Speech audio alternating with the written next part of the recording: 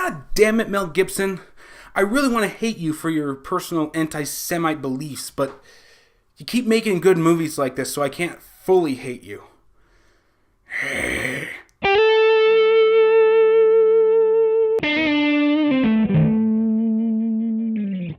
Hello and welcome back to another Midnight Showing. As always, I'm Kelly, and I just got out of Hacksaw Ridge.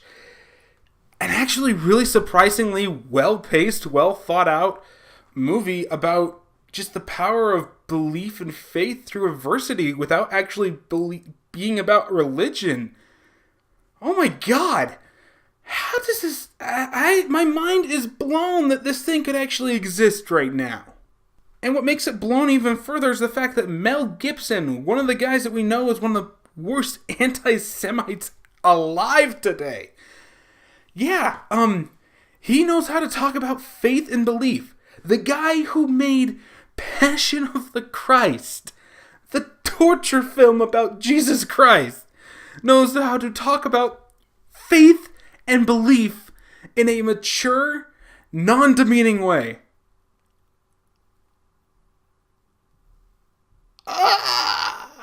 And what makes this funnier is that I've seen things like God's Not Dead and God's Not Dead 2 and The Masked Saint, freaking War Room. You know, modern Christian films can't even do that. And yet, this guy, Mel Gibson, is able to do this. I have no words. So yeah, before we actually get into the actual meat of the movie, my recommendation for those who don't want anything like that is that this is a great watch. It's got some really cheesy moments, like Luke Cage talking to a girl about sex by asking if she likes coffee. Cheesy moments inside of this. But it's also one of the best war films I've seen in a while, and it does not hold back. I mean, like, there's gore everywhere. This is Tropic Thunder levels of gore with just shit and intestines everywhere. So that can turn you off a bit, and I would understand if you did. But personally, it's worth it either way. Now, if you want to get into the meat of these things, let's start with...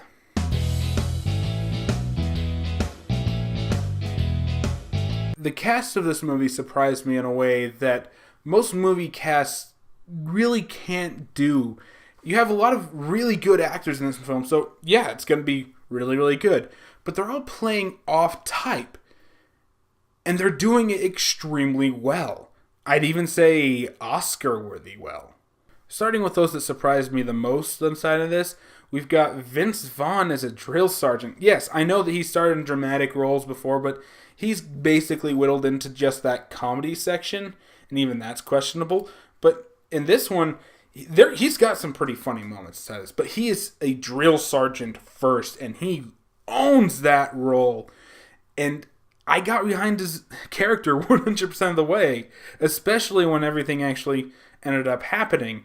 But just the level of acting from this guy, he knows how to genuinely intimidate you. He can say something funny, you know you're not supposed to laugh at it, but it's still fucking hilarious. He is one of the lightest, most, well, I don't want to say lightest, I want to say more like elevating part of this movie. It's not really light as in, you know, oh, it's upbeat. No. I don't want to make it sound like that. But when he was on screen and he had to say a line, I got a smile on my face.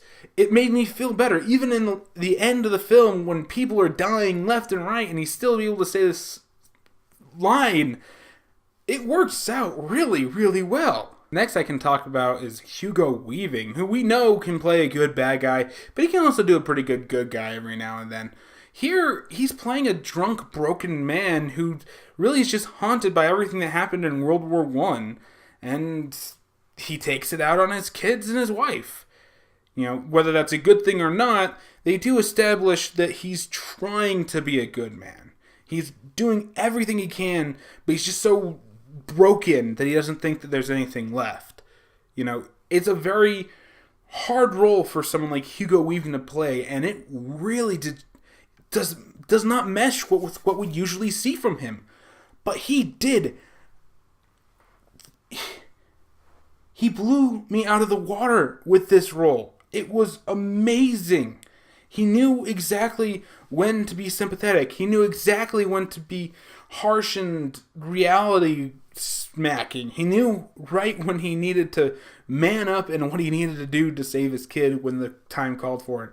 And I just have to say, thank you, Hugo Weaving. Damn, man, that was awesome. Now, the only other character I'm actually going to bring out, like that as being amazing in this film, Andrew Garfield. I'm not going to lie, I kind of didn't like you as Peter Parker. Granted, I liked you as Spider-Man, I did not like you as Peter Parker, though. And yes, they are two different characters, in my opinion. You have to be able to play both to give us a perfect both. But regardless of that, it kind of turned me off on a lot of your other roles that I've seen you pop up here and there in. Oddly enough, in Doctor Who, I was not expecting that. But I have to admit, he actually stuck to his guns with this one, and although his accent can be a little grating because it sounds forced at times, I can say that his performance throughout everything else was damn near perfect. I would not be surprised if you got an award nomination for this movie, and I'd probably even be backing it, because I'm not gonna lie, your damn smile and stupid laugh actually got me smiling and laughing a couple of times when you're asking a girl out to eat by saying she's a fucking angel that fell down from Earth. God, that stupid pickup line, I want to smack you for it. Also, I'd just like to say, what the hell was Mystic Force Red Ranger doing in this movie? I was not expecting to see you there, man. In fact, I'm pretty sure most of the people who watch my videos are not going to know that reference either. Seriously, the Mystic Force Red Power Ranger is in this movie. Was not expecting that. But enough about the cast. So let's talk about the movie itself here. And it's about a man named Desmond Dawes. I apologize if I slurred that name. I've already taken this take 4 times. I don't want to do it again. Desmond has a really happy life, and he doesn't actually have to go into World War II. He hasn't been drafted, and he probably never will, because of, I think they said it was something about his work status. I'm not sure. But he feels that he has a need to help the fellow man, so he does enlist as a field medic. He refuses to touch a gun. This seems like the stupidest thing I've ever seen in my life, but the movie does its best to show Desmond really doesn't need a gun. He is a medic. So why does he have to go through gun training even though the recruiters told him he didn't have to? It's a battle of rights for the first half of this movie. It really is. And when he first enters the boot camp, everyone in the squad, they're more than happy to be friends with him. They're enjoying, making jokes and things, even standing up to our sergeant, who made one guy literally do his entire first day of basic training buck-ass naked as basically punishment for being naked inside of your barracks. They're all happy, but the second they find out that he's not going to touch a gun, yeah, they do everything in their power to try to get him out of their freaking squad.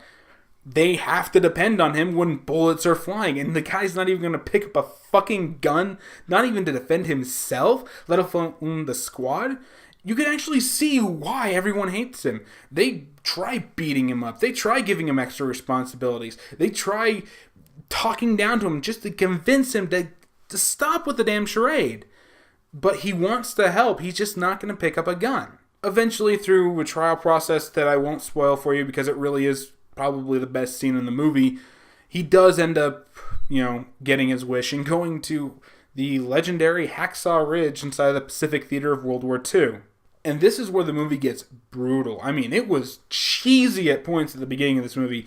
Like, kiddishly cheesy. And then it just gets brutal, and it does not hold back at all. When someone gets shot, explosion of blood, guts everywhere. They are not afraid to show body parts. You got people climbing over dead bodies. You got people who are literally dragging just tendons streaming out of their legs. Their carcasses trying to get back to safe zone before they get shot at. You've got the medics who are always trying to get shot at because the Japanese like taking out the medics first. Apparently they like to play a lot of modern MMOs, because that's usually the first way to take down a party, is take down their healer. And this is where I'd like to say, if you are weak of stomach, you do not want to watch this part of the movie, because, yeah, it's pretty brutal and intense, but that's what makes it so good. The movie is basically showing what Desmond can do without a gun. And inside of this harsh scenario, he ended up saving like 80 plus people that everyone left for dead. It's amazing. I would not have believed that this actually happened if not for the fact that it was told to me that, yes, this guy was real. They show interviews with him talking about this in 2003. I believe the man actually died in 2006. But I would not have believed that this guy actually did what he did on the battlefield if not for people actually proving it to me with like movies and actual interviews with the guy. Seriously. This is right up there with The Imitation Game, in my opinion, because it showed just what these people were doing, why we should remember them, why they are important, and it also was a very damn entertaining, well thought out piece of material for me to enjoy. So yeah, this movie's amazing. I guess I should probably just move on to this section for the sake of having it.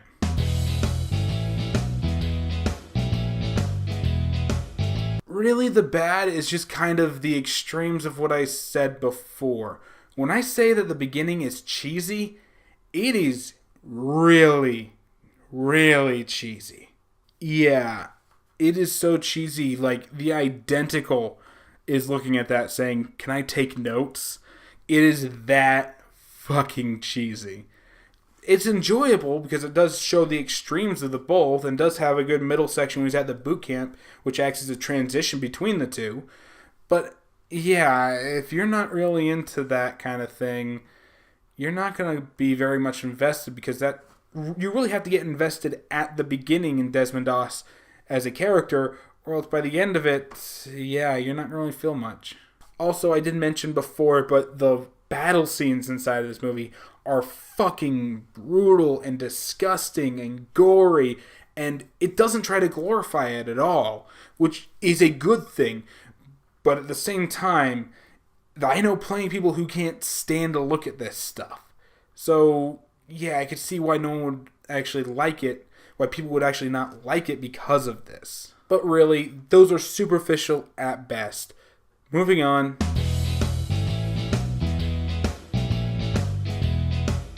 This movie walks that line between really good and really, really cheesy and bad very well. And it makes for one of the most enjoyable movie experiences I've had in a theater all year. Is it going to be on my best list? That really remains to be seen, but I can honestly say that potentially this could be one of my best of the year. I really needed something to talk about, just faith, belief, sticking to your guns, your convictions, your principles in the face of overwhelming adversity and people not wanting you to actually, follow their rules and laws and things. I really needed to see that after all of the religious shit I've had to go see this year, including stuff that I didn't make videos for, like War Room and things. It's just, when doing this film, this show, trying to see everything, you see so much shit. It's really nice to see something that can do it right. So my personal final verdict for this is a must-watch. My highest recommendation, go see it at full price admission. Don't wait. Seriously, you won't be disappointed. Yes, if you have a weaker stomach, you don't want to see the gory bits, maybe I could understand you not seeing it, but really, this is one of those films that's just so good, everybody should watch it. So just go. Just go.